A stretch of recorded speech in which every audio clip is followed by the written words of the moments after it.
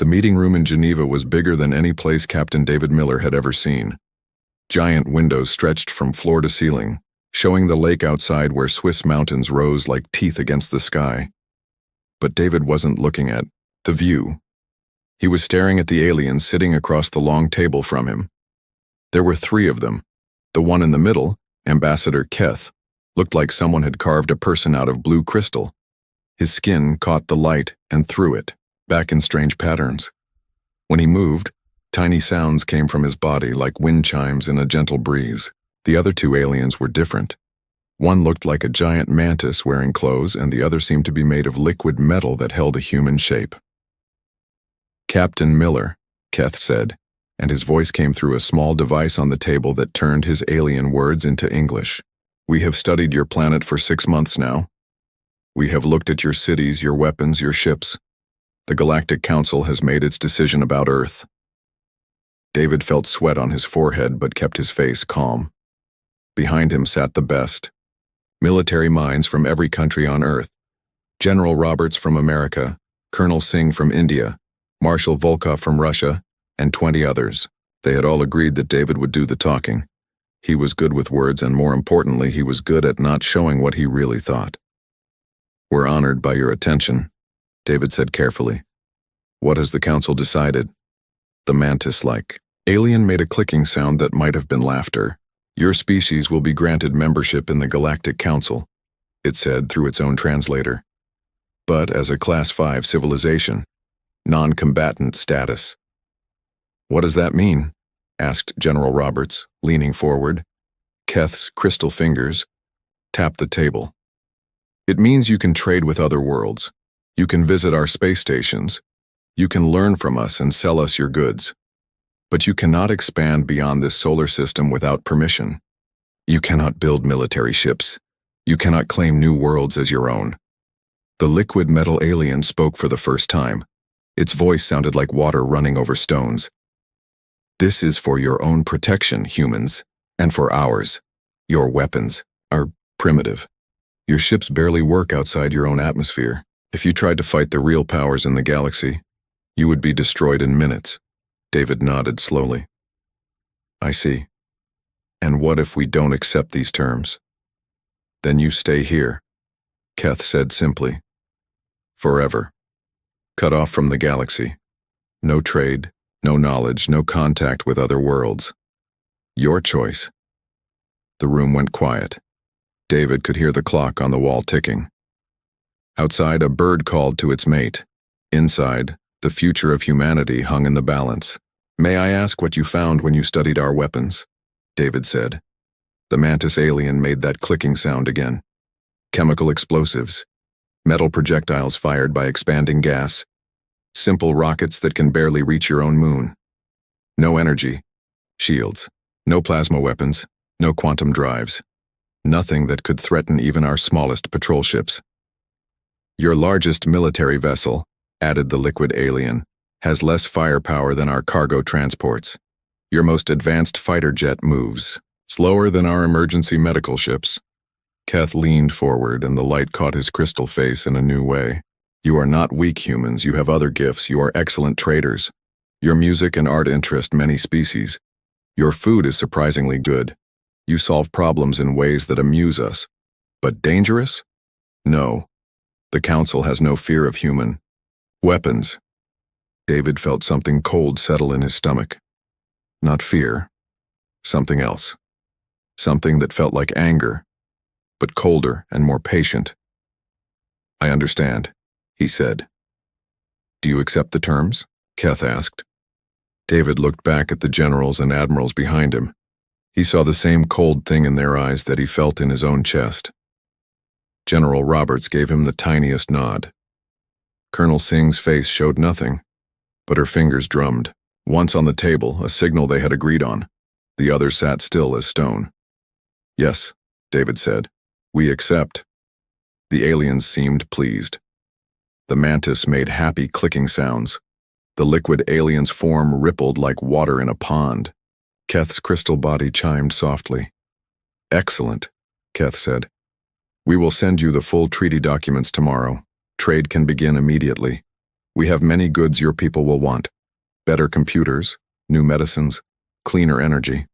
In return, we want your coffee, your chocolate, and some of your music recordings. That seems fair, David said. As the aliens prepared to leave, Keth paused. One more thing, Captain Miller. The Council appreciates that you were honest about your military capabilities. Some species try to hide their weapons when we first meet. You showed us everything. Your ships, your guns, your bombs. This honesty is why we trust you as trading partners. David smiled. It was a real smile, warm and friendly.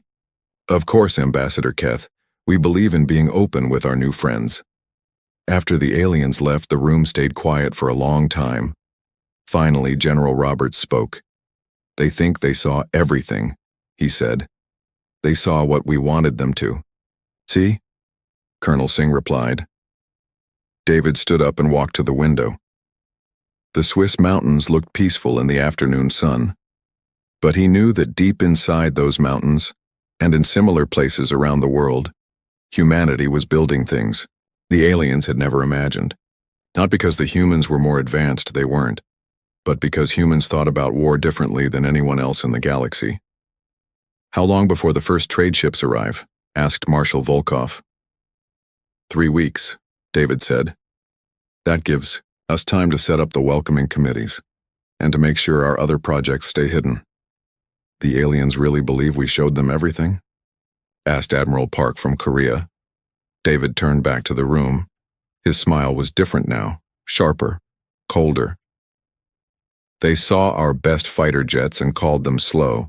They saw our biggest ships and called them weak. They saw our nuclear weapons and called them primitive. They never asked about the things we didn't show them. Like what? Asked General Roberts, though he already knew the answer. Like what happens when you give humans 2 years to prepare, David said. Like what we can build when we know we're being watched. Like how we hide things in plain sight. He walked back to the table and picked up the translator device the aliens had left behind. It was small, elegant, clearly advanced technology. He turned it over in his hands. They think we're honest because we showed them our weapons, he said. But we didn't show them our minds. We didn't show them how we think. We didn't show them that humans don't just build weapons to fight wars. We build everything to fight wars when we have to. The room was silent again. Outside, the sun was setting behind the mountains, painting the sky red and orange. Inside, the leaders of Earth's military sat in the growing darkness and smiled. 2 years, General Roberts said finally. 2 years, David agreed. They want to see our trade goods, our peaceful little cargo ships, our friendly merchant crews. They'll get all of that, but they'll also get something else, something they never thought to look for. What's that? Asked Colonel Singh. David set down the translator and looked at each person in the room. They'll get to see what happens when you underestimate humans, when you think our weapons are all we have to fight with, when you forget that the most dangerous thing about humanity isn't what we build. What is it then? Asked Admiral Park. David's smile was cold as winter now. It's what we do when someone tells us we can't fight. The meeting ended and the leaders went back to their countries. But the message they carried was the same everywhere. The aliens thought they knew what human weapons looked like. Soon, they would learn the difference between human weapons and human warfare. And that was a lesson the galaxy would never forget. 2 years had passed since the aliens first came to Earth. The blue crystal ships of the Galactic Council now appeared regularly in Earth's skies, bringing trade goods and taking away coffee, chocolate, and human music. To anyone watching, it looked like a peaceful arrangement. Humans sent up small cargo ships filled with Earth products. Aliens sent down advanced computers and medical equipment. Everyone seemed happy. Admiral Kate Stone stood on the observation deck of Luna Station, looking out at Earth through the thick glass. The space station orbited the moon, officially serving as humanity's main trading post with alien visitors. Ships came and went every day, human cargo vessels heading out to alien worlds, council inspection teams checking Earth's military capabilities, trade delegations from a dozen different species. What the aliens didn't see were the other ships. The ones that left from the dark side of the moon when no council vessels were watching. The ones that traveled to places not marked on any official star charts. The ones that carried cargo the aliens would never think to look for. "Admiral," called Captain Tom Harris as he walked onto the deck. "The morning reports are in." Kate turned from the window. Tom was one of her best officers, a quiet man who had spent the last 2 years learning to think like the aliens did. Was a useful skill? "What do the council inspectors want to see today?" she asked. "Same as always. Our weapons factories, our shipyards, our military bases. Ambassador Keth wants to verify that we're following the non-combatant agreement." Kate smiled. The aliens had been very clear about what they considered weapons. Energy guns, plasma cannons, quantum missiles, shield generators, all the standard tools of galactic warfare. They had searched Earth thoroughly and found none of these things. What they had found were human weapons, bullets, bombs, rockets, and nuclear missiles. All primitive by galactic standards. "Show them everything they want to see," Kate said. "Take them to the Nevada test site. Let them watch us blow up old tanks with our primitive explosives. Take them to Norfolk Naval Base. Show them our biggest aircraft carriers. Let them measure our fastest jets." Tom nodded. "They always seem amused by our technology." "Good. Let them stay amused." As Tom left to prepare for the inspection, Kate looked back out the window. Far below, she could see the lights of cities on Earth's night side. What the aliens couldn't see from up here were the new factories hidden underground. The research, labs built inside mountains, the shipyards constructed in deep ocean trenches. Humanity had spent 2 years learning to hide in plain sight. Her communicator buzzed. "Admiral Stone, this is Colonel Mike Chen calling from Asteroid Mining Station 7. Kate pressed the reply button. "Go ahead, Colonel." "We have a problem. Long-range sensors are picking up a fleet movement in the Kepler sector. 40 ships all armed heading toward Council Research Station Alpha." Kate felt her stomach drop.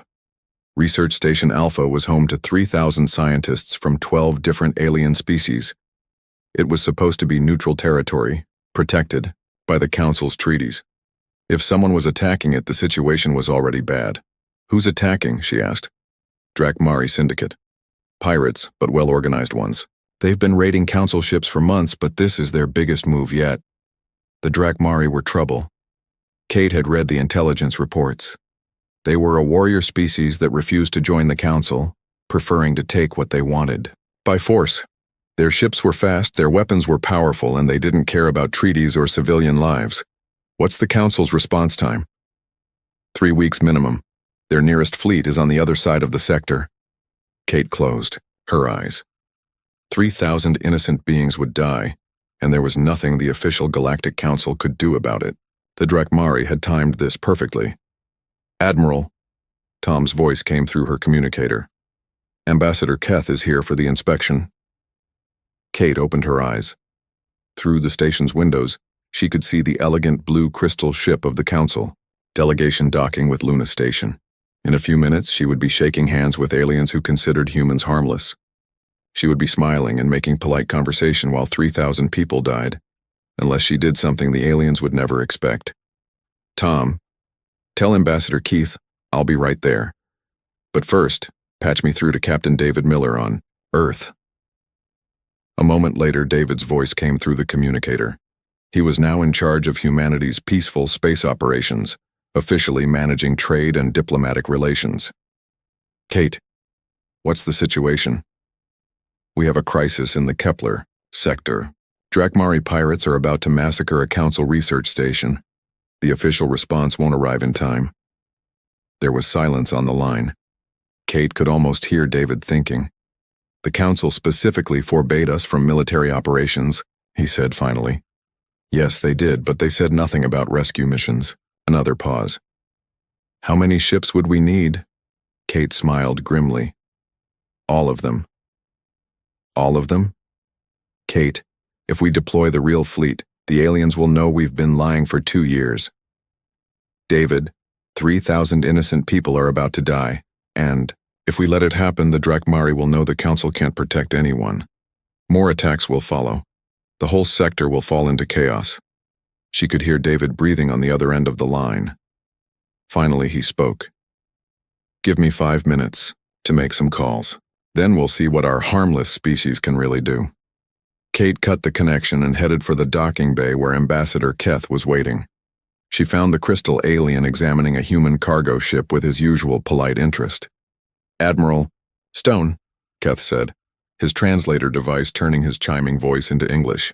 "Thank you for accommodating today's inspection. The Council appreciates your continued cooperation with our monitoring protocols."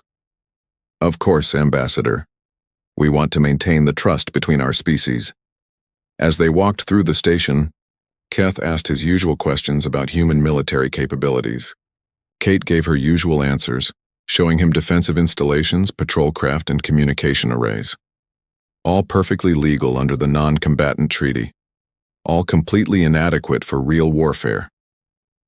What Keth didn't see were the hidden communication, channels carrying orders across human space. He didn't notice the coded messages being sent to mining stations and trade outposts. He didn't realize that every cargo ship and research vessel in the human fleet was receiving the same command: report to Rally Point 7 immediately. "Your species continues to impress us with your peaceful intentions," Keth said as they toured the station's weapons storage, a room full of simple kinetic firearms and chemical explosives. Many young species try to challenge the established order when they first join the galactic community. Humans have shown remarkable wisdom in accepting your limitations. Kate nodded politely. "We understand our place in the galaxy, Ambassador." 3 hours later, the inspection was complete. Keth's ship departed for Earth, carrying a report that would reassure the Council that humanity remained harmless and cooperative. Kate watched the crystal vessel disappear into the distance, then activated her personal communicator. "David, what's our status?" "The word is out. Every ship we have is moving toward Kepler sector. ETA is 18 hours. "How many ships are we talking about?" 107, Kate. Every vessel we've built in the last 2 years. Kate felt a chill run down her spine. 107 ships that the aliens had never seen, never imagined, never planned for. Ships built with human engineering and alien materials stolen from trade shipments. Ships designed not to match alien technology, but to beat it using purely human tactics. "The Drakmari won't know what hit them," she said. "Kate, once we do this, there's no going back. The Council will know we've been preparing for war since day one." Kate looked out at the stars, thinking about 3,000 innocent beings who were about to die if humanity did nothing. Then she thought about what Ambassador Keth had said. "Humans have shown remarkable wisdom in accepting your limitations."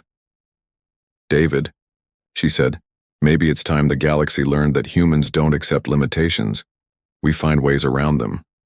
"Understood, Admiral. All ships are moving to intercept. We'll show the Drakmari what human warfare really looks like." As the communication ended, Kate remained at the window, watching the stars. In 18 hours, the galaxy would discover that humanity had been building more than just trade relationships. During their 2 years of peaceful membership in the Council, they had been building the tools of war, not the weapons the aliens expected, but something far more dangerous. They had been building an army that thought like humans. Captain James Park had been waiting for this moment for 2 years. He stood on the bridge of the UES Defiant, watching through the main screen as ships appeared from all directions. They came from asteroid fields where they had been disguised as mining operations. They emerged from behind moons where they had been hidden in the shadows. They rose from deep space where they had been drifting like dead metal, waiting for the signal.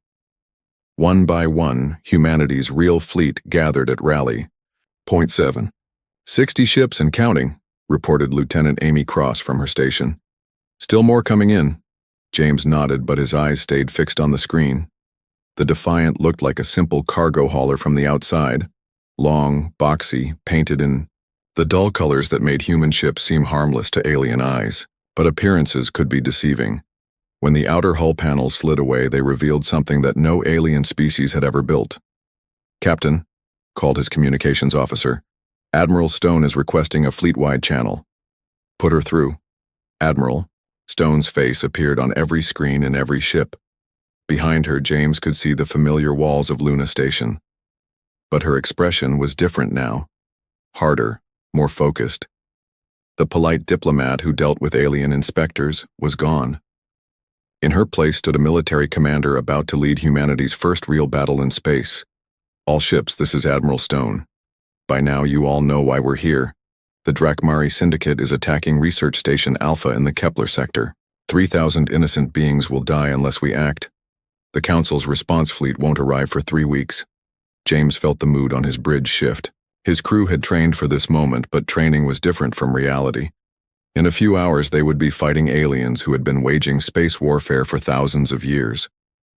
I want to be clear about what we're doing, Stone continued. This mission will reveal everything we've built during the last 2 years. The aliens will know we've been preparing for war. Our peaceful relationship with the Council will be over. But some things are more important than keeping secrets. Through the Defiant sensors, James could see the other ships in the fleet.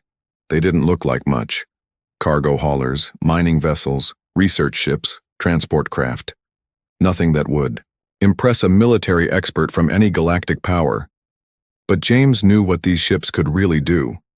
All ships, prepare for hyperspace jump. Target coordinates are being transmitted now. We jump in 10 minutes. As the communication ended, James turned to his crew. You heard the Admiral. This is what we've been training for. Lieutenant Cross, how are our special systems? Amy's fingers danced across her console. All fabrication units online. Repair systems at full capacity. Weapon conversion protocols ready for deployment. Excellent. Commander Willis, what's the status of our cargo bay? Commander Bob Willis, the ship's chief engineer, smiled grimly. 15,000 mining charges, sir. Each one modified according to the new specifications, plus all the raw materials we collected from those trade runs to the outer system. James nodded. The aliens thought those mining charges were simple explosives used to break apart asteroids. They had no idea what human engineers could do with simple explosives when they put their minds to it. 5 minutes to jump, announced the navigation officer. Around the fleet, other ships were making their own preparations. Captain Lisa Chen's vessel, the Prometheus, was releasing what looked like repair drones, small robots designed to fix damaged hull plates and replace broken components. What the aliens didn't know was that these same drones could take apart enemy ships just as easily as they could fix human ones.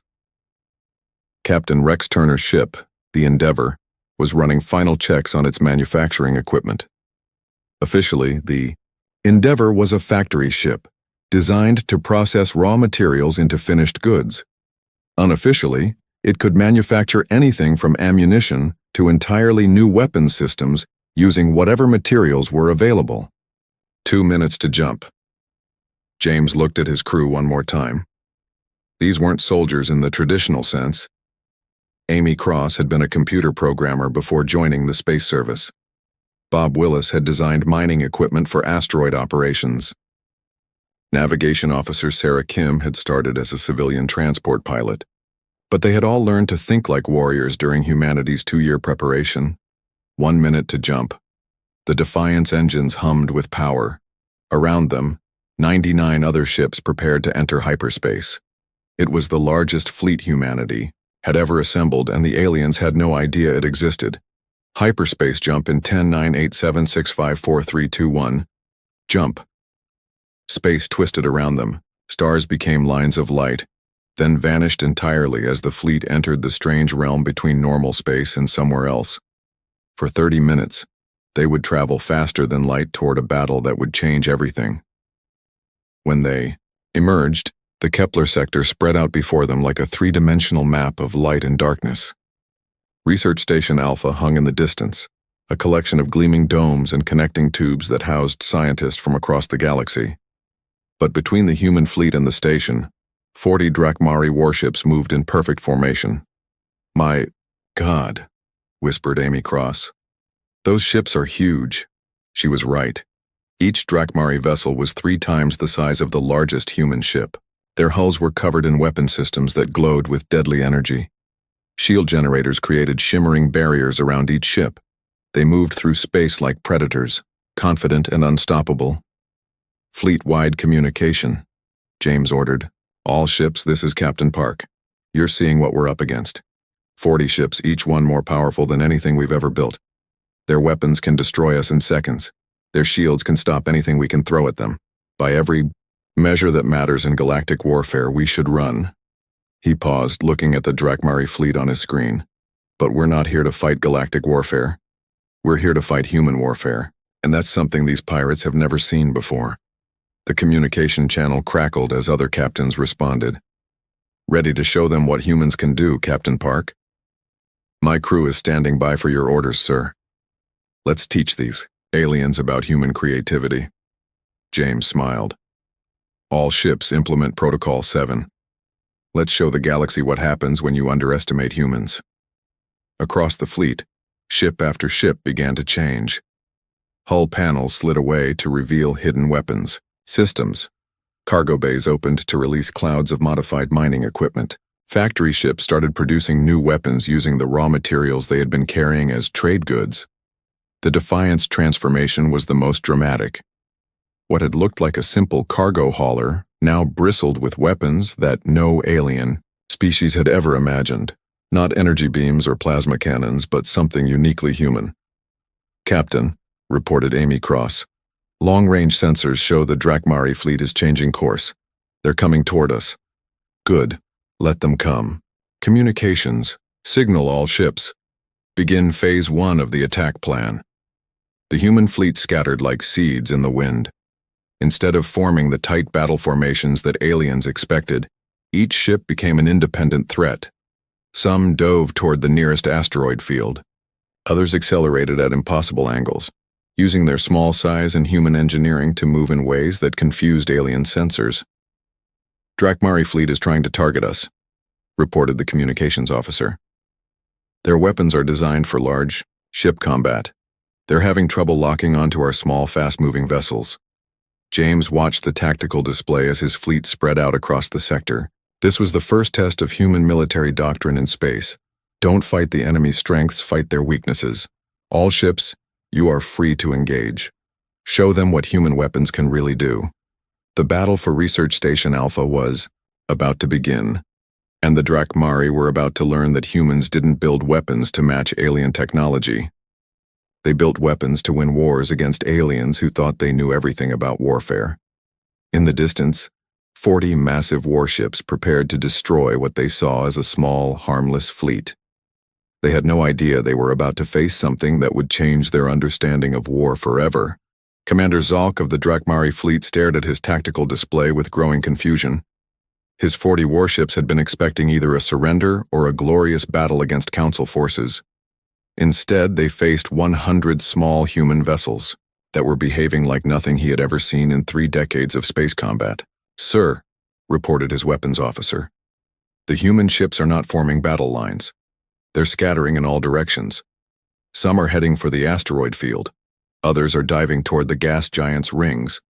A few are actually flying straight at us, but then veering away at the last second. Zalk's 4 eyes narrowed as he studied the display. Are they running away? I don't think so, sir. They're moving too deliberately. It looks like they have a plan. A plan?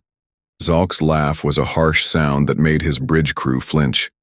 What plan could these primitive beings have? Their largest ship is smaller than our supply vessels. Begin the attack. Target the closest human ships and destroy them quickly. Then we can return to taking the research station. But as the first Drakmari energy beams lanced out toward the human fleet, something unexpected happened. The human ships didn't try to dodge the attacks. They released clouds of what looked like space debris. Metal fragments, chunks of rock, pieces of machinery that had been stored in their cargo hold scattered in front of the energy beams. Direct hits on multiple targets, reported the weapons officer. But sir, the human ships are still intact. Zalk leaned forward. What do you mean? The debris absorbed most of the energy from our weapons. It's like they were using it as armor. Before Zalk could respond, alarms began sounding throughout his ship. Sir, we have hull breaches on decks 7 through 12. Something is eating through our armor. Eating through our armor? That's impossible. Our hulls are made of reinforced battle steel. His engineering officer's voice came through the communicator, tight with panic. Sir, you need to see this. The debris the humans released, it wasn't just metal fragments. There are tiny machines mixed in with it. They're taking apart our hull at the molecular level. Zalk felt cold fear creep up his spine. Nanobots? No. Sir, not nanobots. These look like mining equipment, but microscopic. They're designed to break down asteroids, but they're working on our ship instead. Across the Drakmari fleet, similar reports were coming in. The humans had weaponized their mining technology, turning tools meant for asteroid processing into hull-eating swarms. Ships that had seemed untouchable moments before were now being slowly disassembled by clouds of tiny machines. But that was only the beginning. Captain Lisa Chen watched from the bridge of the Prometheus as her ship approached, one of the massive Drakmari warships. Her vessel looked like a repair and salvage craft, which technically it was, but humans had learned to be creative with their definitions. Range to target? She asked. 500 meters and closing, replied her pilot. They're firing at us, but their weapons are designed for long-range combat. At this distance, we're too close for their targeting systems to track properly. Excellent. Begin attachment sequence. The Prometheus extended what looked like docking clamps, the same kind used to attach to damaged ships for rescue operations. But instead of docking with a friendly vessel, they were clamping onto the hull of an enemy warship. Attachment successful, reported the engineering officer. Beginning hull penetration. Across the Prometheus's hull, cutting tools emerged. Plasma torches, molecular saws, and acid jets that were normally used to cut through wreckage during salvage operations. Now they were being used for a very different kind of salvage. Sir, we're cutting through their armor like it's made of paper, called the chief engineer. These tools are designed to handle the toughest materials in space. Military armor is actually easier to cut than some of the asteroids we work with. Captain Chen smiled grimly. Focus on their weapon systems and engines. We're not trying to destroy them. We're performing surgery. This was the second principle of human warfare that the aliens had never encountered. If you can't overpower them, outthink them. While the Drakmari were designed to fight ship-to-ship battles at long range, humans were fighting at point-blank range using tools the aliens had never considered weapons. Meanwhile, Captain Rex Turner's ship, the Endeavor, was demonstrating the third principle: if you don't have the right weapons, make them. His vessel was officially a manufacturing ship, equipped with fabrication systems that could turn raw materials into finished products. But during the 2 years of preparation, Turner's team had learned to manufacture products the aliens never expected. Production Line 7 is ready, reported his chief engineer. We can produce one guided missile every 30 seconds using the raw materials in our cargo hold. What about Production Line 12? That's our specialty line. We're making custom weapons based on real-time analysis of enemy weaknesses. The computer has identified weak points in Drakmari ship design and is manufacturing specific tools to exploit them. Turner nodded. The Endeavor was essentially a weapons factory that could adapt its products to whatever the battle required. While other species built their weapons years in advance, humans were building theirs during the fight itself. Launch all current inventory, Turner ordered, and keep production lines running at maximum capacity. The Endeavor's cargo bays opened, releasing a swarm of newly manufactured missiles. But these weren't the plasma-tipped, shield-penetrating weapons that other species used. They were purely human in design, each one carrying a different payload, designed to exploit specific weaknesses in the enemy ships. Some carried more nanoscale mining equipment. Others released clouds of chaff that interfered with alien sensors. A few contained what appeared to be simple electromagnetic pulse devices, except these EMP generators had been specifically tuned to disrupt Drakmari shield frequencies. Commander, Zalk watched in growing horror as his fleet fell apart around him. His ships were being swarmed by tiny human vessels that fought like parasites rather than warriors. Instead of trying to match Drakmari firepower, they were using tools and tactics that made no sense according to established military doctrine. Sir, the humans have attached 17 ships to our fleet, reported his tactical officer. They're cutting through our hulls with what appear to be industrial tools. And sir, they're not trying to destroy us. They're trying to disable us. Disable us. Yes, sir. They're surgically removing our weapon systems, our engines, our shield generators. It's like they want to capture our ships intact. Another alarm sounded. Sir, multiple hull breaches from those microscopic machines. Engineering reports that our armor is being dissolved from the molecular level up. At current rate, we'll lose hull integrity in 2 hours. Zoc slammed his fist against his command chair. This is not how space battles are supposed to work. Where are their energy weapons?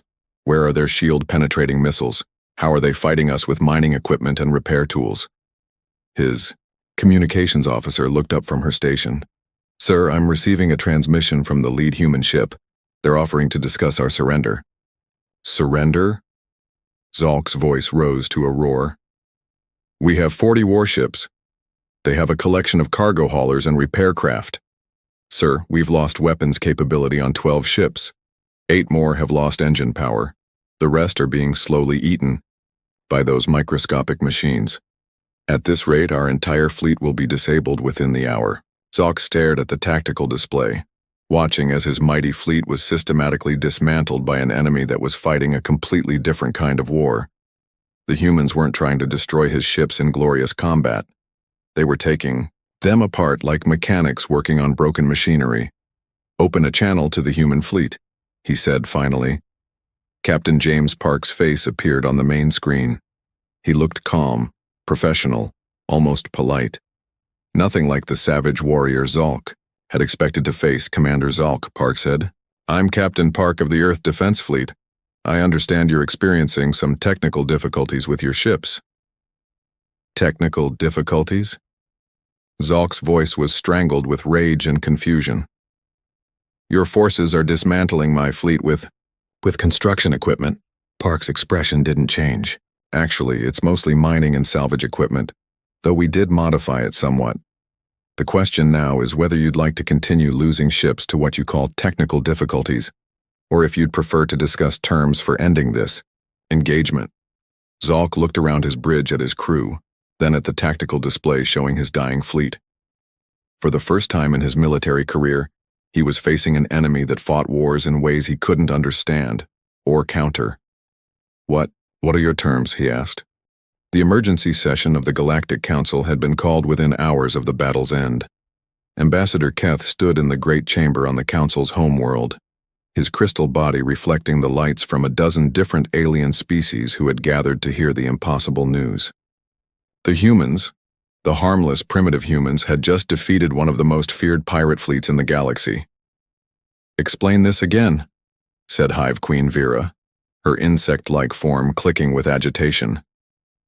40 Drakmari warships were defeated by 100 human cargo ships. Keth activated the holographic display in the center of the chamber. The battle footage was grainy, taken from long-range sensors on Research Station Alpha, but it clearly showed the impossible. Small human vessels swarming over massive Drakmari warships like insects over dying animals. Ships being taken apart, piece by piece. A proud fleet reduced to floating scrap metal in less than 6 hours. The humans claimed they were conducting a rescue operation, Keth said. Commander Zolk of the Drakmari fleet has confirmed that they offered surrender terms, rather than complete destruction. Rescue operation? The voice belonged to Admiral Thex of the Militarist Coalition, a species that prided itself on understanding warfare. This was a military engagement using tactics we've never encountered before. On the display, they watched human ships release clouds of what looked like debris, only to see that debris systematically destroyed Drakmari armor. They saw small craft attach themselves to enemy hulls like parasites, cutting through military-grade steel with industrial tools. They saw weapons being manufactured during the battle itself, custom designed to exploit weaknesses discovered in real time. The question before us, said Chancellor Morvac, the Council's senior member, is how we respond to this revelation. The humans have clearly violated their non-combatant status. Have they? Asked diplomatic advisor Zen, a thoughtful species known for careful analysis. We prohibited them from building military vessels and energy weapons.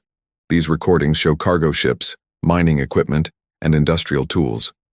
Technically, they followed the letter of our agreement. Admiral Thex's feathers ruffled in frustration. They turned civilian equipment into weapons. That's exactly the kind of military thinking we were trying to prevent. No, said a new voice from the chamber's entrance. That's the kind of thinking you failed to understand. All heads turned to see Admiral Kate Stone entering the chamber, flanked by Captain David Miller and Captain James Park. The three humans walked calmly to the center of the room, showing no fear despite being surrounded by alien species that could crush Earth with a single fleet deployment. Admiral Stone, Keth said, his translator device buzzing. The Council did not authorize your presence at this session. I requested permission to address the Council, Kate replied. As the commanding officer responsible for the Kepler sector, engagement. You mean the battle where you violated every term of your species' membership agreement, growled Admiral Thex. Kate looked directly at the alien military commander. I mean the rescue operation where we saved 3,000 innocent lives while your mighty fleets were too far away to help. The chamber fell silent. It was true. The Council's response force wouldn't have arrived for weeks. Only the humans had been close enough to act. Nevertheless, Chancellor Morvac said, you deployed over 100 military vessels that were never reported to our inspection teams. You used weapons that you claimed not to possess. You engaged in ship-to-ship combat using tactics that violate the basic principles of civilized warfare. David Miller stepped forward. Chancellor, may I ask what you consider the basic principles of civilized warfare? Fleet-to-fleet engagement using recognized weapon systems, energy beams, plasma, cannons, quantum torpedoes, ships fighting ships in open space according to established military doctrine. David nodded thoughtfully. And what makes those weapons more civilized than ours?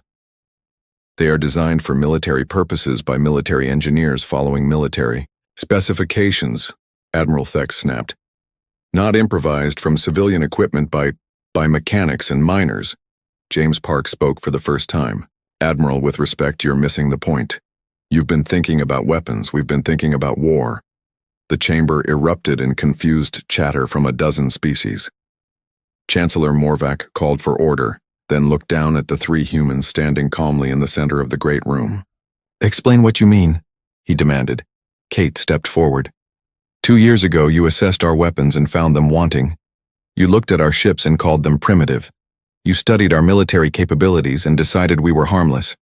But you never asked the right question. Which was? You never asked what humans do when someone tells us we can't fight. She gestured to the holographic display, which still showed frozen images from the battle. You saw mining equipment and decided it couldn't be dangerous. We saw tools that could take apart asteroids and realized they could take apart ships. You saw repair drones and classified them as non-military. We saw machines that could fix anything and realized they could unfix anything too. Hive Queen, Vera's compound eyes focused on Kate. You're saying you weaponized your entire civilian infrastructure? No, David said. We're saying we never separated civilian and military infrastructure in the first place. Every human tool, every human machine, every human system is designed to be adaptable.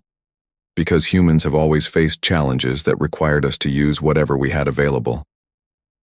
James pointed to the display. Your species build weapons to fight other weapons. Plasma cannons to destroy plasma cannons. Shield generators to stop energy beams. You fight the same war over and over, just with better equipment. And humans? Asked diplomatic advisor Zen. Humans fight to win, Kate said simply.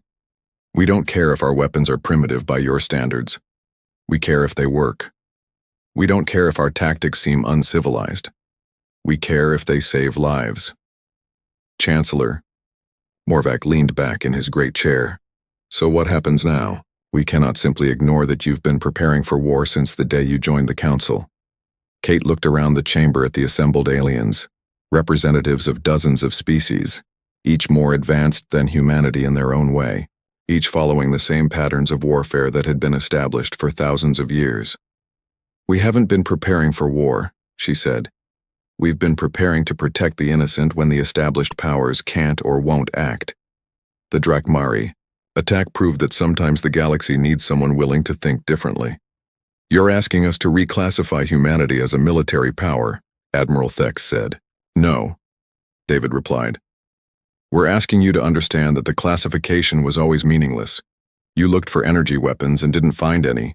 So you decided we were harmless. But the most dangerous thing about humans was never our weapons. What is it then? Asked Keth.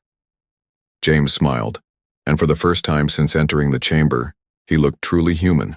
Not diplomatic, not military, just human. It's that we refuse to accept that something can't be done. You told us we couldn't expand beyond our solar system without permission, so we built hidden bases. You told us we couldn't build military ships, so we built ships that could become military when needed. You told us we couldn't threaten established powers with our primitive weapons, so we found ways to threaten them with everything else. The chamber was quiet now. On the display, the frozen image of the battle showed tiny human ships clinging to massive Drakmari hulls like determined parasites, taking apart war machines that had terrorized the sector for months. The Drakmari fleet has been completely disabled, Kate reported. No lives lost on either side. The pirates are being held for council justice, and their ships are being prepared for return to their rightful owners. Research Station Alpha is safe, and its 3,000 inhabitants are grateful to be alive. Chancellor Morvac studied the humans for a long moment. And what do you want from the council now? Nothing, Kate said. We've proven that we can protect ourselves and others when necessary. We've shown that human methods, while unconventional, are effective. The question is what the council wants from us. Reclassification seems inevitable, admitted diplomatic advisor Zen. The question is what category of military power humanity represents. Admiral Thex was still staring at the battle footage. I've been studying warfare for 40 years, he said slowly. I've never seen anything like this. You didn't just defeat the Drakmari. You made their entire military doctrine irrelevant. Because we don't follow military doctrine, James explained. We follow human nature, and human nature says that when something needs to be done, you find a way to do it with whatever you have available. Keth's crystal form chimed softly as he considered the implications. The Council's database listed humanity as no dangerous weapons detected. What should we list you as now? David, Kate, and James looked at each other and smiled. Classification pending, Kate said, and recommend extreme caution. Not because we want to threaten anyone, but because the galaxy just learned something important about humans. Which is? We don't build weapons to fight wars, David said. We fight wars with whatever we can build, and that makes us more dangerous than any energy cannon or plasma torpedo ever could. The session ended with the Council agreeing to review humanity's status. But as the aliens filed out of the chamber, each was thinking the same thing. They had underestimated humans by looking for the wrong kind of danger. The real threat wasn't human weapons. It was human creativity applied to the art of war, and that was a lesson the galaxy would never forget. Captain Marcus Reed stood on the bridge of the Defiance and watched death approach his home. Through the metal windows, he could see thousands of alien ships. They filled the space around Kepler Station like angry insects around a hive. "Sir, they're sending another message," said Commander Elena Voss. Her voice was calm, but Marcus could see fear in her eyes. "Put it through," Marcus said. The voice that came through the speakers was cold and mechanical. It belonged to Admiral Crix of the Vrak Empire. "Humans of Kepler Station, this is your final warning. Surrender now or face complete destruction. You have 1 hour to decide." Marcus looked around his bridge. His crew was small now. Only 43 people left on the ship that once carried 300. The war had taken so many friends, so many good people. "Tom, how are our weapons?" Marcus asked. Chief Engineer Tom Blake wiped grease from his hands. "Not good, Captain. We have maybe 6 missiles left. The main guns are working, but barely. The power core is damaged." Marcus nodded. He had expected this. They had been fighting for 3 years. 3 long years since the Galactic Council declared war on humanity. The aliens said humans were too violent, too dangerous. They said humanity needed to be removed from civilized space. At first, the war had gone well for humans. Their ships were faster. Their weapons hit harder. But there were so many alien races working together. The Vrak with their heavy cruisers, the Nexari with their crystal ships that could bend light, the Threx with their gas-filled vessels that moved like ghosts. One by one, human colonies had fallen. Earth was gone. Mars was gone. The outer colonies were ash and memory. Now only Kepler Station remained, the last piece of humanity in the galaxy. Elena, send a message to all ships, Marcus said. Tell them we fight. Elena hesitated. Sir, maybe we should think about this. There are families on the station, children. Marcus turned to look at her. Elena had been with him for 10 years. She was like a sister to him. Do you think they will let the children live if we surrender? Elena's face went pale. She knew the answer. The aliens had made their intentions clear. No human would be allowed to remain in civilized space. They would be sent to dead worlds at the edge of the galaxy. Worlds with no air, no water, no hope. Send the message, Elena said quietly. The response from the other human ships was immediate. Captain Lisa Kane of the Horizon was the first to reply. We stand with you, Marcus, until the end. Admiral David Cross of the heavy cruiser Thunder sent his answer next. My crew is ready. We'll make them remember this day. One by one, all 27 remaining human ships confirmed their choice. They would fight. The alien fleet began to move. Marcus watched as the massive Vrak battleships pushed forward. Their energy shields glowed blue in the darkness of space. Behind them came the Nexari ships, looking like beautiful crystal sculptures. The Threx vessels were harder to see, their hulls designed to blend with space itself. All ships, this is Marcus Reed, the captain said into his communicator. Remember what we are fighting for. Remember who we are. We are human. We do not kneel. We do not surrender. We fight until the end. The battle began with light. Thousands of energy beams crossed space like deadly rainbows. The alien ships fired in perfect formation, their attacks coordinated and precise. This was how civilized races fought wars, clean, organized, efficient. The humans fought differently. The Defiance dove straight into the enemy line, its engines screaming. Marcus had ordered all power diverted from shields to speed. The ship moved faster than any Vrak captain thought possible. Tom, prepare the ramming sequence, Marcus ordered. Sir, that's against all space warfare laws, Tom said. Good thing we're not civilized, Marcus replied. The Defiance slammed into a Vrak cruiser at full speed. The alien ship's shields held for exactly 2 seconds before the human ship punched through. Both vessels exploded in a ball of fire and metal, but Marcus and his crew had already abandoned ship. They had jumped to escape pods just before impact. This was the human way.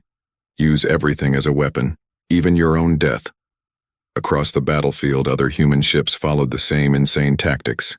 Captain Kane turned the Horizon into a massive missile, steering it directly into a cluster of Nexari vessels. The crystal ships shattered like glass. Admiral Cross did something even crazier. He opened all airlocks on the Thunder and used the escaping air to push his ship faster. Then he set off every explosive on board. The blast took out 6 alien ships. The aliens were confused. This was not how space battles were supposed to work. Where were the formation tactics? Where was the honor? Where was the civilized behavior? They're animals, Admiral Crick said to his second-in-command. They fight like wild beasts. But the wild beasts were winning. The humans had no formations, no plans, no coordination. Each ship fought alone, using whatever weapons they could find. Some fired regular missiles. Others launched chunks of metal at high speed. One captain even opened his cargo bay and threw containers of industrial chemicals at enemy ships. The battle lasted 18 hours. When it ended, the space around Kepler Station was filled with wreckage. Pieces of ships floated everywhere. Human and alien metal mixed together in a deadly cloud. Most of the human ships were gone. The station itself was breaking apart, its hull cracked and burning. But the alien fleet had paid a terrible price. They had lost over half their ships to an enemy they outnumbered 10 to 1. In the command center of Kepler Station, the last few humans gathered around a radio. Marcus was there, somehow still alive after his ship exploded. Elena had made it to the station before the Defiance was destroyed. Tom was there too, his hands still covered in grease from trying to fix weapons until the very end. "This is the end," Elena said. "The station is dying. Life support will fail in an hour." Marcus looked around at the 37 humans left alive, men and women who had fought harder than any creatures in the galaxy. "Then we send our message now." Tom activated the communication system. It was damaged, but it still worked. The signal would reach every corner of the galaxy. Marcus spoke into the microphone. His voice was tired but strong. "This is Captain Marcus Reed of the human race. We know you can hear us. All of you. Every alien species in the galaxy." He paused, looking at his people. "You came to destroy us because you said we were too violent, too dangerous. You were right. We are dangerous. We are dangerous to anyone who tries to make us slaves." The station shook as another section collapsed. "You have won this battle," Marcus continued. "You have killed our worlds. You have scattered our children to the void. But you have not killed our spirit. Somewhere in the darkness between stars, humans still live. And we remember." Marcus looked directly into the camera that would carry his image across space. "You wanted to remove humanity from civilized space. Congratulations, you have succeeded. But remember this. We learned civilization from you, and we rejected it. What comes next will not be civilized. What comes next will be human." The transmission ended. Kepler Station died in fire and silence. But across the galaxy, in hidden places the aliens had not found, humans heard the message. And they began to plan. The war was over, but something darker was about to begin.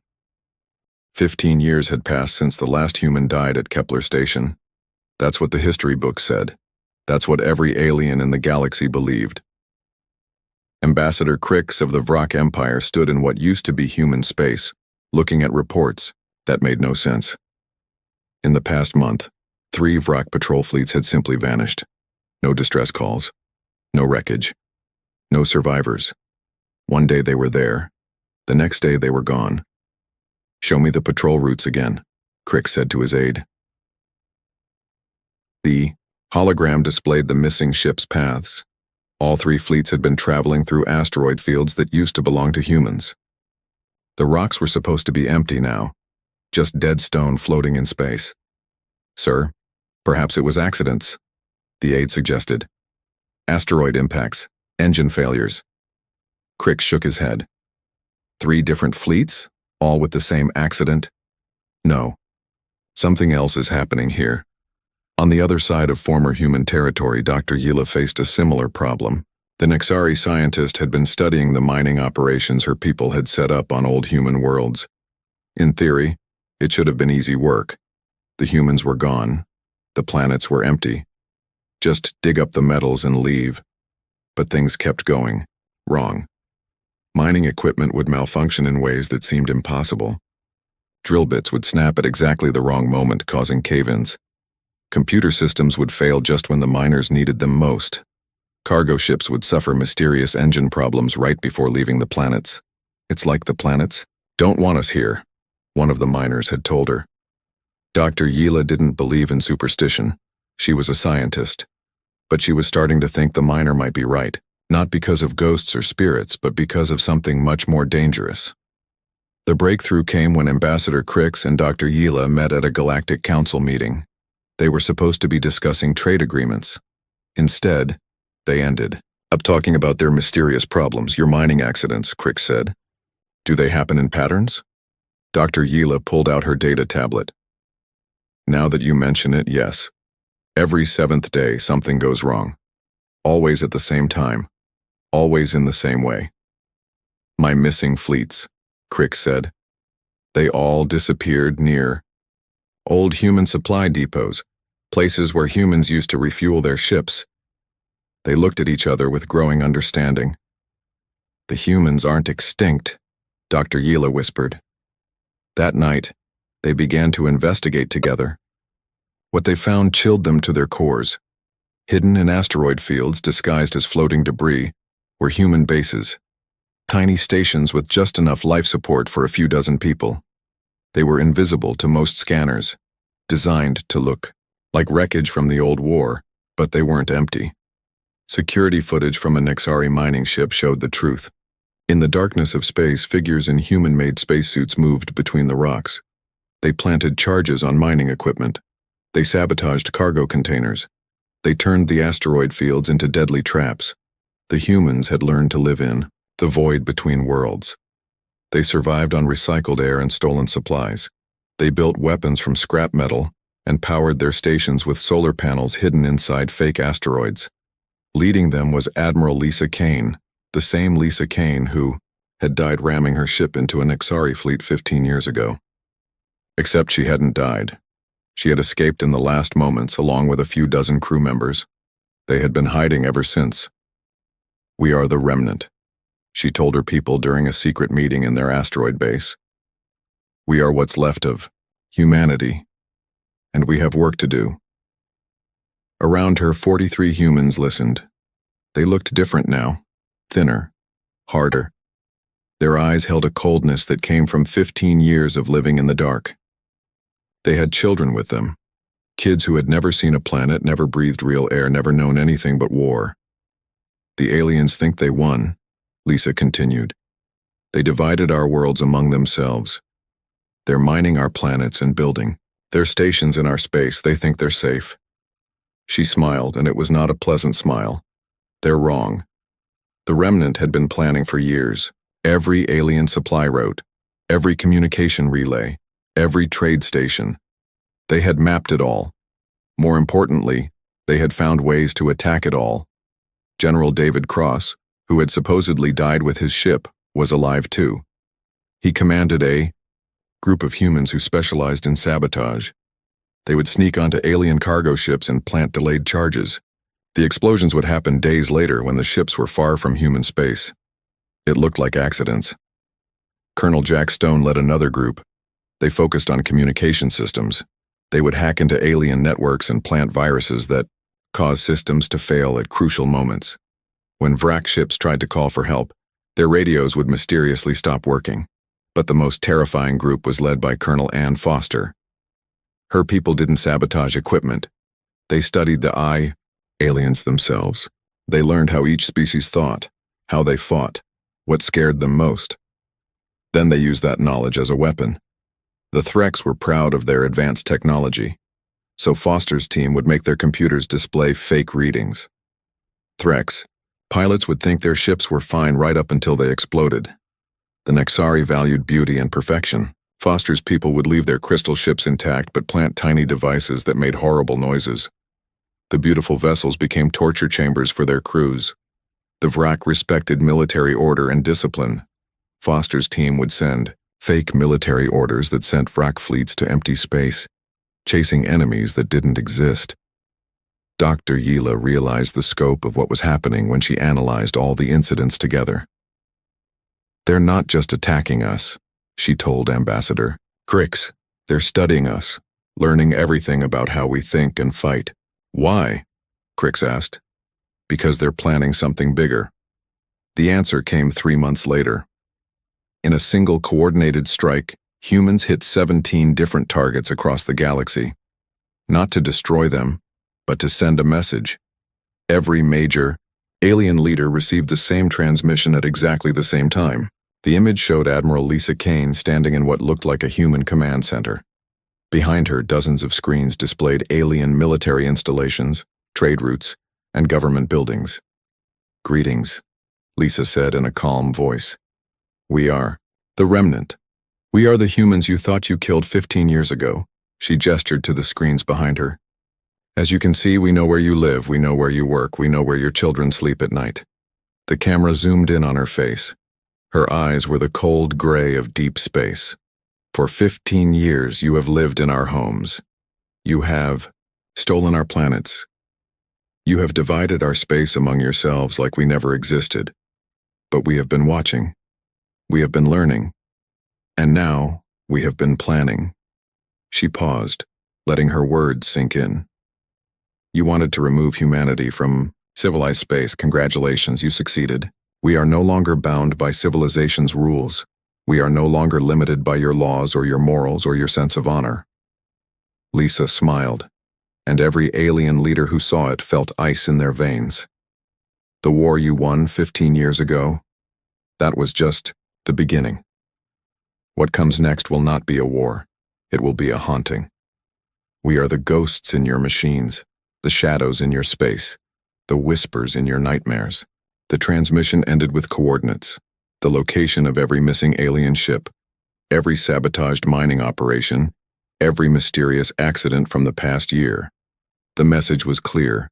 We did all of this. And this is just what we wanted you to know about. Across the galaxy, alien leaders stared at their screens in growing horror. They had thought the human problem was solved. Instead, they had created something much worse. They had created humanity's ghost fleet, and the ghosts were angry. 10 years had passed since Admiral Lisa Kane's message. 10 years of fear, suspicion, and death from the shadows. The great alliance that had destroyed humanity was falling apart. Counselor Vex of the Threx floated in his gas-filled chamber, reading reports that made his tentacles writhe with anxiety. Another trade convoy had been lost. The fifth one this month. The cargo ships had simply vanished between star systems, leaving no trace except scattered debris that looked like engine failures. But Counselor Vex knew better. The debris patterns were too perfect, the timing too convenient. The humans were still out there, still hunting.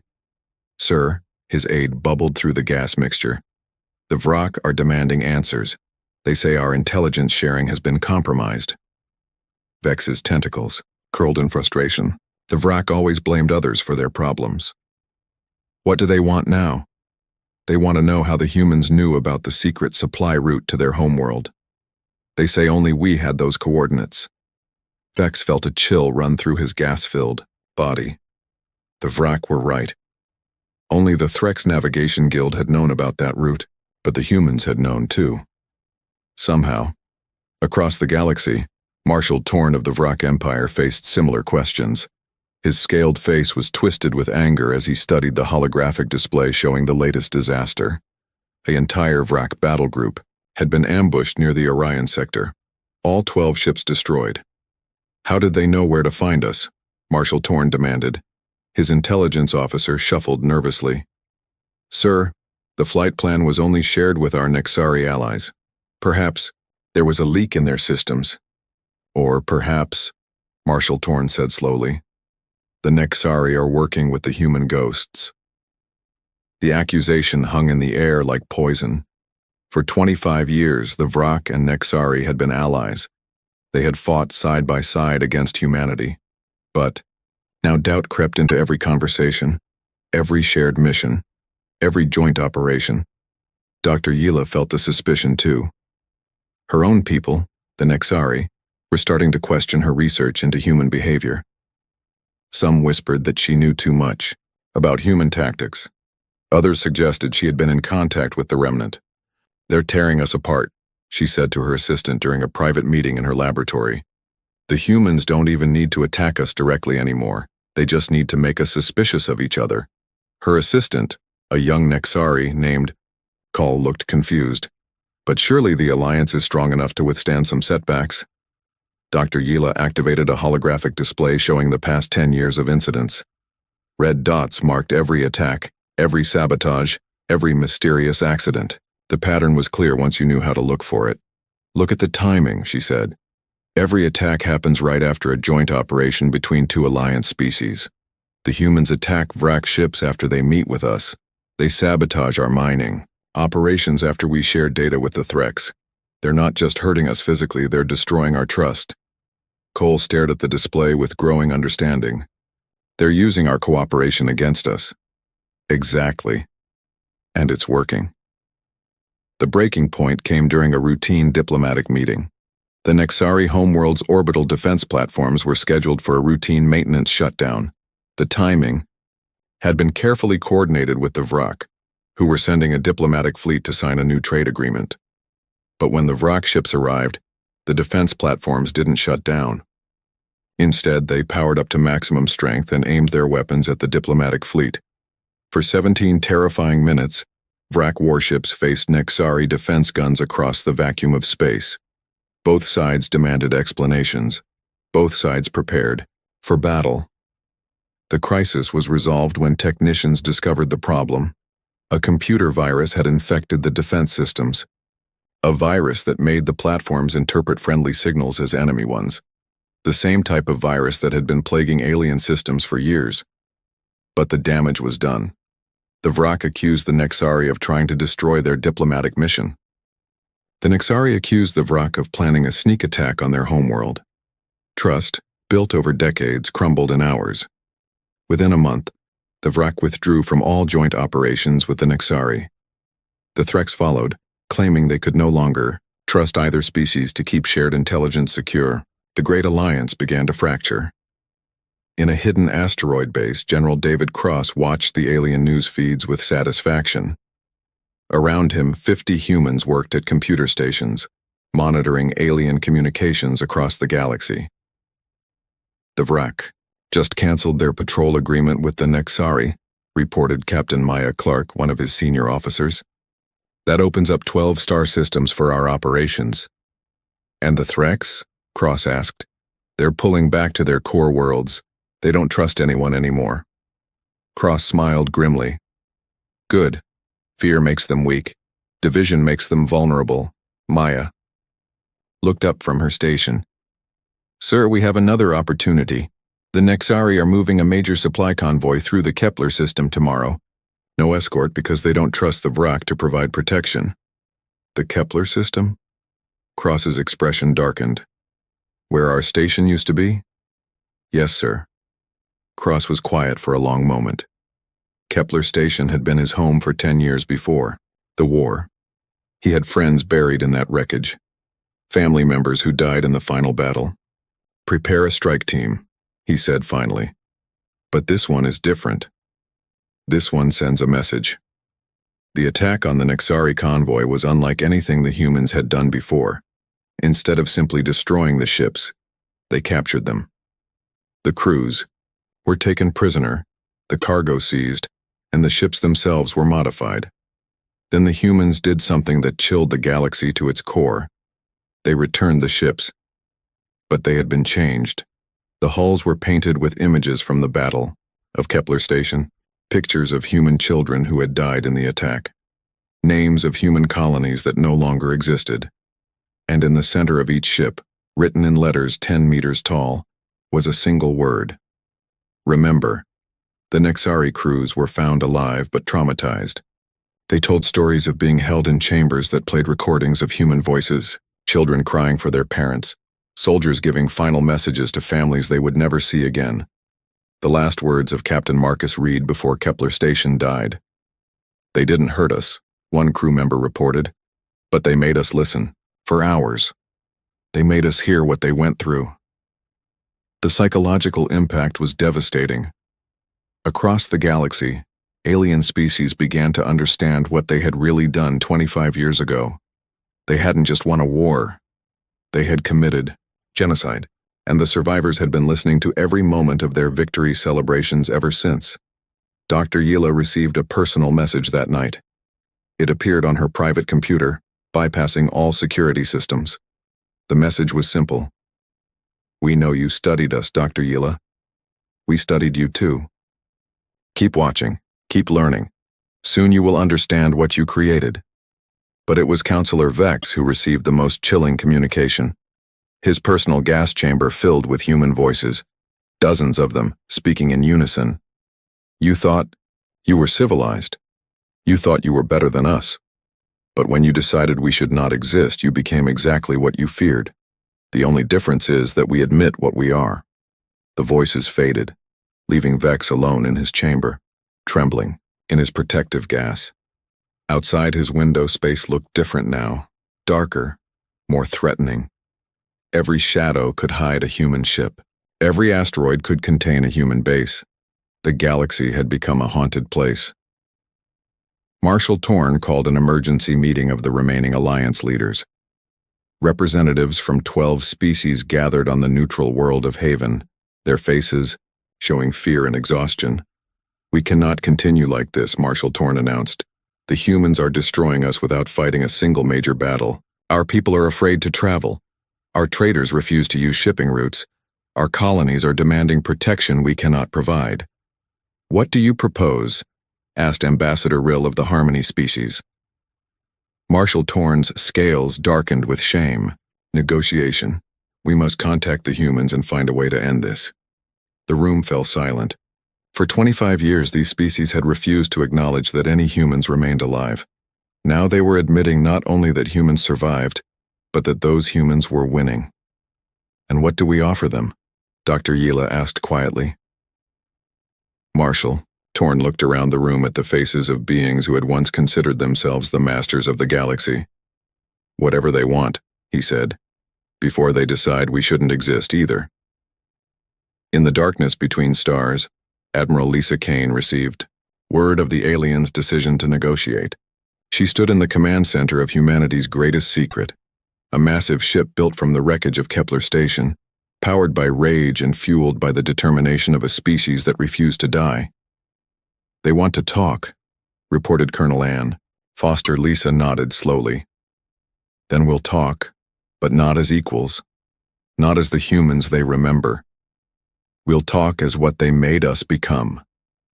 She looked out at the stars where human ships moved like predators through the night. "Send them our terms," she said. "It's time they learned what justice looks like when it comes from the grave." The meeting place was chosen carefully. Neutral space far from any homeworld where ancient laws said no weapons could be fired. Ambassador Zill of the Harmony species had suggested it. The Harmony were the only race that had never fought humans directly. They were peacekeepers, diplomats, the ones who tried to solve problems with words instead of weapons. Ambassador Zill floated in his ship's command chamber, his pale blue skin shimmering with nervous energy. Beside him, Fleet Commander Rex of the old Galactic Council checked his instruments for the 100th time. "Are you sure they'll come?" Rex asked. His voice carried the weight of someone who had seen too much war. "They'll come," Zill replied. "The question is what they've become." The answer arrived like a shadow sliding across the stars. The human ship appeared without warning, its stealth systems better than anything the galaxy had ever seen. It was massive, larger than any vessel the aliens remembered humans building. Its hull was black as space itself, covered in what looked like the wreckage of 1,000 destroyed ships. "By the void," Rex whispered. "What is that thing?" The ship's communication system crackled to life. The voice that spoke was female, calm, and absolutely terrifying in its certainty. "This is General Maya Clark of the Human Remnant. We will meet. On your vessel in 1 hour. Come alone. Bring no weapons. Attempt no tricks. We are far beyond your ability to deceive or destroy." Ambassador Zill had studied human psychology for years, trying to understand what made them so different from other species. But the being that walked onto his ship bore little resemblance to the humans in his files. General Maya Clark looked human, but wrong somehow. Her skin was pale from years in space. Her eyes were the color of deep vacuum, black with tiny points of light, like stars seen from very far away. She moved with the controlled grace of a predator, and when she spoke, her voice carried the authority of someone who had learned to command through absolute competence. "General Clark," Ambassador Zill began using his most diplomatic tone, "thank you for agreeing to meet. I hope we can find a peaceful solution to our current difficulties." Maya's star-filled eyes focused on him. "Our current difficulties? Is that what you call 30 years of war and genocide?" Fleet Commander Rex shifted uncomfortably. "The war ended 25 years ago. Humanity was defeated. The galaxy moved on." Maya smiled, and the expression was more frightening than any weapon. "The war ended. Commander, the war has barely begun." She gestured to the wall screen, which suddenly displayed a map of the galaxy. Red dots marked locations across hundreds of star systems. "These are human bases," Maya said casually. "All of them built in the last 25 years. All of them invisible to your sensors. All of them armed with weapons your civilized minds couldn't imagine. Ambassador Zill stared at the map in horror. There were thousands of red dots. Humans weren't just surviving. They were everywhere. How? Rex demanded. Our scans showed no human populations. Our surveys confirmed their extinction. Because you looked for the humans you remembered, Maya explained. City builders, planet colonizers, people who needed atmosphere and gravity, and sunlight. But you killed those humans.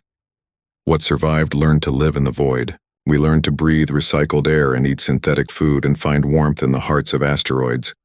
She touched the map, and new information appeared. Supply routes, communication networks, trade agreements, all marked with human influence. For 25 years, we have been inside your civilization like a virus in a body.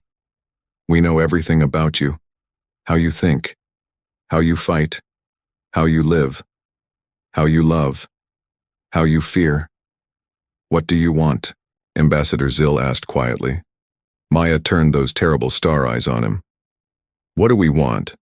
We want what any extinct species wants, Ambassador. We want justice. Rex leaned forward. Name your terms, territory, resources, reparations. We can negotiate.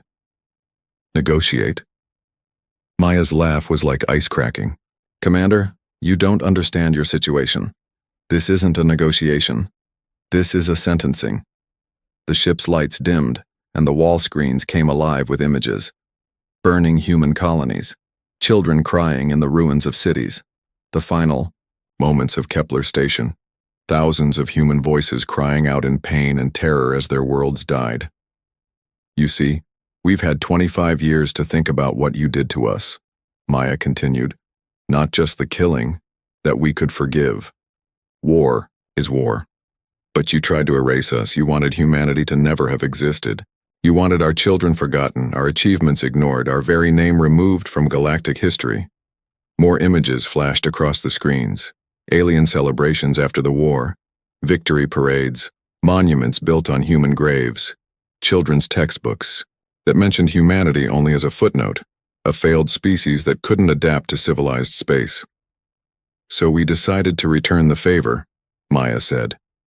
We're going to erase you. Ambassador Zill felt his diplomatic training crumble. You can't mean genocide. That would make you no better than you, Maya interrupted. Ambassador, we passed no better than you about 20 years ago. We've moved far beyond your moral limitations. Rex stood up, his military instincts finally overcoming his shock. You're talking about destroying entire civilizations, billions of innocent lives. Maya looked at him with something that might have been pity. Innocent? Commander, every species in your alliance voted to eliminate humanity. Every government signed the genocide treaty. Every citizen celebrated our destruction. Where exactly are these innocents you speak of? She gestured to the screens again, and they showed something that made both aliens step backward. Battle plans, invasion routes, target lists, the complete infrastructure of galactic civilization, marked for systematic destruction. But we're not monsters, Maya continued in that terrifyingly calm voice. We're giving you a choice. The same choice you gave us 30 years ago. What choice? Zill whispered. Exile. Your civilizations will be dissolved. Your governments will surrender. Your species will be relocated to dead worlds at the edge of the galaxy. You'll have just enough resources to survive, but not enough to threaten anyone ever again. Rex's face went pale. Those worlds, they have no atmosphere, no water, no way to sustain large populations. I know, Maya said. We've lived on them for 25 years. Some of you might adapt. Most won't. Natural selection in action. And if we refuse? Ambassador Zill asked. Maya's smile returned, colder than before. Then we demonstrate why the galaxy learned to whisper humanity's name. She touched a control on her wrist, and the wall screens showed 17 different star systems simultaneously. In each one, massive explosions bloomed like deadly flowers. Space stations, industrial complexes, military bases, all destroyed in perfect coordination. That was a demonstration, Maya said while the aliens watched their civilization burn. 17 targets across the galaxy, hit simultaneously. No warning, no chance to defend, no survivors. She let the images burn into their memories before, continuing. We could have hit 17 homeworlds just as easily. We could have killed 17 billion beings in the same moment. We chose not to. This time. Fleet Commander Rex sank into his chair, the full weight of humanity's capabilities finally hitting him. How many ships do you have? How many weapons? Enough, Maya said simply. We've had 25 years to prepare. We've built our fleet from the bones of your victims. We've armed ourselves with your own technology, improved beyond your recognition. We've become what you always said we were, too dangerous to exist in civilized space. Ambassador Zill made one last desperate attempt at diplomacy. Surely we can find another way, some form of coexistence, some path to peace. Maya looked at him for a long moment, and for just an instant, he saw something human in those star-filled eyes. Pain. Loss. The echo of someone who had once believed in peace. Ambassador, she said softly. Peace was what we asked for 30 years ago. Coexistence was what we offered at Kepler Station. You chose war instead. You chose genocide instead. You made us into weapons and then acted surprised when we learned to cut. The human emotion vanished, replaced by the cold certainty of a judge pronouncing sentence. You have 72 hours to begin evacuation procedures. Any military resistance will be met with complete annihilation. Any attempt to hide populations will result in the sterilization of entire star systems. Any species that fails to comply will be eliminated. Maya turned toward the door, then paused. Oh, an ambassador? Don't think about running to the outer rim or trying to hide in unexplored space. We've been mapping the galaxy for 25 years. We know where you are. We know where you'll go. We know everything. She left them with one final image on the screens. A vast human fleet emerging from hyperspace around a dozen worlds simultaneously. Ships that looked like nightmares, built from the wreckage of dead civilizations and powered by the fury of the extinct. After she was gone, Ambassador Zill and Fleet Commander Rex sat in stunned silence. They're not the same species, Rex said finally. The humans who died at Kepler Station, they were fighters, yes, warriors, but they were still civilized, still moral. This creature, what did we create? Ambassador Zill looked at the tactical displays showing the scope of human preparation. 25 years of planning, 25 years of building, 25 years of becoming something the galaxy had never seen before. We created our executioners, he said quietly. And we taught them to be very, very good at their job. Outside, the ship. The human vessel vanished back into the darkness between stars, carrying with it the fate of a galaxy that had learned too late the true cost of trying to erase humanity from existence. 25 years had passed since General Maya Clark delivered humanity's ultimatum. The galaxy looked very different now. Dr. Kell of the Archive Corps floated through the ruins of what used to be the Nexari capital. Her job was to record history, to preserve the memory of civilizations for future generations. But this was a history no one wanted to remember. The Great Evacuation had taken 3 years. Some species complied immediately, moving their populations to the dead worlds at the galaxy's edge. Others tried to resist. Those civilizations were now archaeological sites, their cities turned to glass by human weapons that defied physics. The Vrak had been the last to surrender. Marshal Torn had declared that his people would rather die fighting than live in exile. The humans granted his wish. The Vrak homeworld was now a monument to the price of defiance, a perfectly spherical crater where a planet used to be. Tell me about the humans, Dr. Kell said to her interview subject. Admiral Peter Hall was one of the last original members of the remnant still alive. His hair was white now, his face marked by decades of living in the void between stars.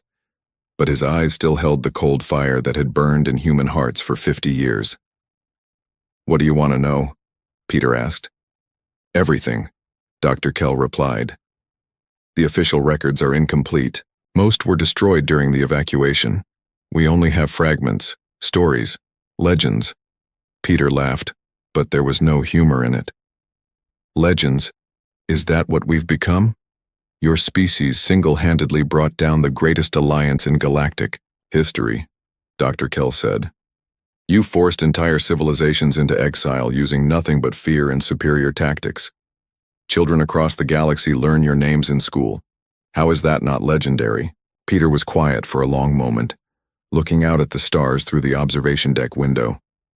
Somewhere out there, human ships still patrolled the empty space that used to be home to billions of beings. Do you know what we called ourselves back then? He asked.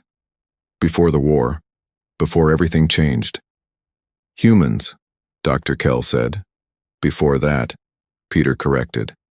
We called ourselves people, just people. We had hopes and dreams and families.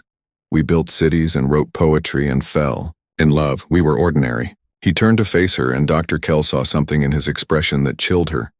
The beings you call legendary? They died at Kepler Station 50 years ago. What survived was something else. Something your galaxy created when it decided we shouldn't exist. Dr. Kell's recording device captured every word, every pause, every breath. This would be one of the last interviews with an original remnant member. Soon they would all be gone, replaced by the children they had raised in the darkness between worlds. Do you regret it? She asked. What your species became? Peter considered the question carefully. Do you regret surviving when someone tries to kill you? Do you regret adapting when your environment changes? We became what we needed to become. But the cost was paid 50 years ago, Peter interrupted. When your people decided that genocide was an acceptable solution to their fears, everything that happened after was just the consequence of that choice. Dr. Kell had interviewed hundreds of survivors from dozens of species. They all told similar stories. The sudden appearance of human fleets in their skies. The calm voices offering evacuation or extinction. The terrifying efficiency with which entire civilizations were dismantled and relocated. But there were other stories too, stranger ones. On the dead world of Xerion Prime, where the Nexari had been relocated, something unexpected was happening. The young Nexari were changing. They no longer valued beauty and perfection above all else. Instead, they prized survival and adaptability. They had learned to live without their crystal cities and perfect gardens. They built tools from scrap metal and found water in places their elders said was impossible. Most shocking of all, they had begun to fight back against the harsh conditions of their new world. They're becoming like humans, reported Counselor Nex, one of the surviving Nexari leaders. My own daughter speaks of individual rights over collective harmony. She says, our old ways were weak. She says the humans were right to punish us. Similar changes were happening across the exile worlds. Young Vrak rejected their ancestors' rigid military discipline in favor of flexible tactics. Threk's children learned to work alone instead of in gas-filled collectives. The exile species were adapting, but not in ways their leaders expected. They were adapting by becoming more human. The virus spread beyond the exile worlds. On planets that had never seen war, alien children asked questions their parents couldn't answer. Why should individuals sacrifice for the collective? Why should the weak be protected if they couldn't protect themselves? Why should anyone obey leaders who couldn't guarantee their safety? Dr. Kell discovered the pattern while researching her historical archive. She was analyzing cultural shifts across the galaxy when she noticed the changes all pointed in the same direction. Toward individual responsibility, toward personal freedom, toward the idea that sometimes violence was the only answer to those who would destroy you. They're teaching the galaxy to think like humans, she told her research partner, Dr. Minnie, of the Harmony species. Dr. Min shook his head. Impossible. The humans barely interact with other species anymore. They stay in their ships, patrolling empty space. How could they be influencing alien cultures? Because they don't need to teach it directly, Dr. Kell explained. The lesson is written in every exile world, every destroyed fleet, every civilization that tried to resist and failed. The galaxy learned that individual determination can overcome any collective force, that a small group willing to sacrifice everything can defeat an empire. That sometimes the right kind of violence is the only way to preserve what you love. She pulled up images from across the galaxy. Young aliens building weapons instead of art. Children learning to fight before they learned to read. Entire cultures shifting away from collective harmony toward individual strength. They didn't just defeat us, Dr. Kell continued. They changed us, made us more like them. And now their philosophy is spreading like wildfire across every species that survived their judgment. On a hidden station deep in the Andromeda approach, Admiral Lisa Kane watched the cultural reports with something that might have been satisfaction. She was old now, over 90 years by human reckoning. But she had lived to see humanity's ultimate victory. Around her, the new generation of humans prepared for their own futures. These children had never known planets or blue skies. They were born in the void and raised on stories of the Great War. They looked at the stars not with wonder, but with the calculating gaze of apex predators surveying their territory.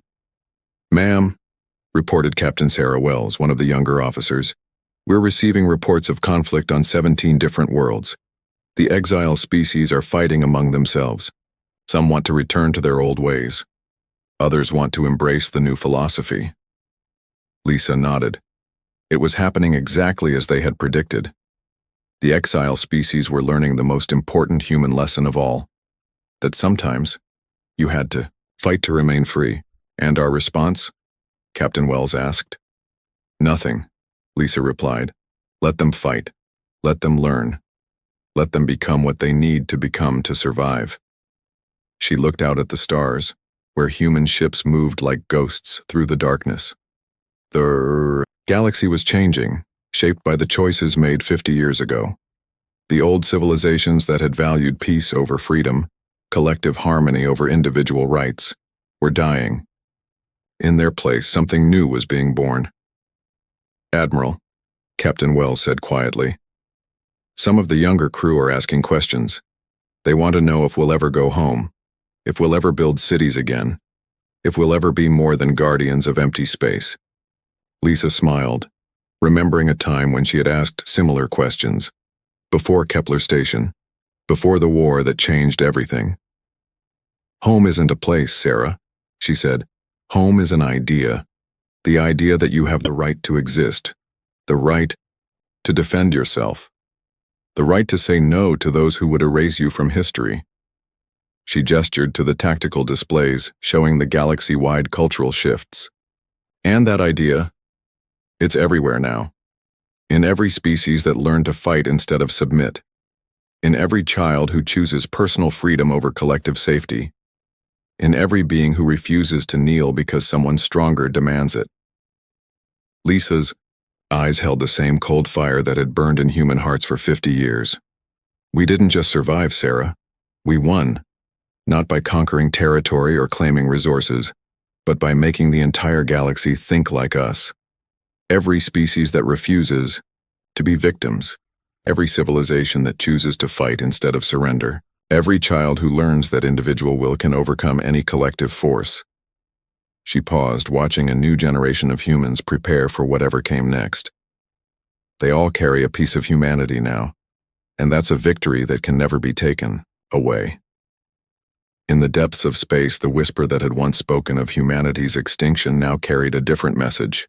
It spoke of a species that refused to die, of ideas that were stronger than armies, of the children of exile who had learned to turn the galaxy's own fears against itself. The whisper had become legend. And legends, as every species was learning, were very hard to kill. Epilogue. On a distant world at the galaxy's edge, an alien child asked her grandmother about the old stories. Stories of the time before, when the galaxy was ruled by councils and committees and collective decisions. "What happened to all of that, grandmother?"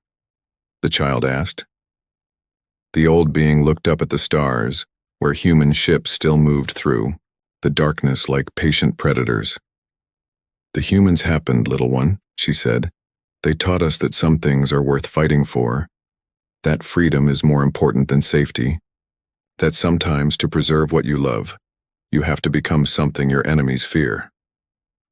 The child looked up at those same stars, and felt something stirring in her young heart. A desire for independence, a refusal to submit, a burning need to protect what was hers. Humanity's greatest victory was complete. They had taught the galaxy to be human,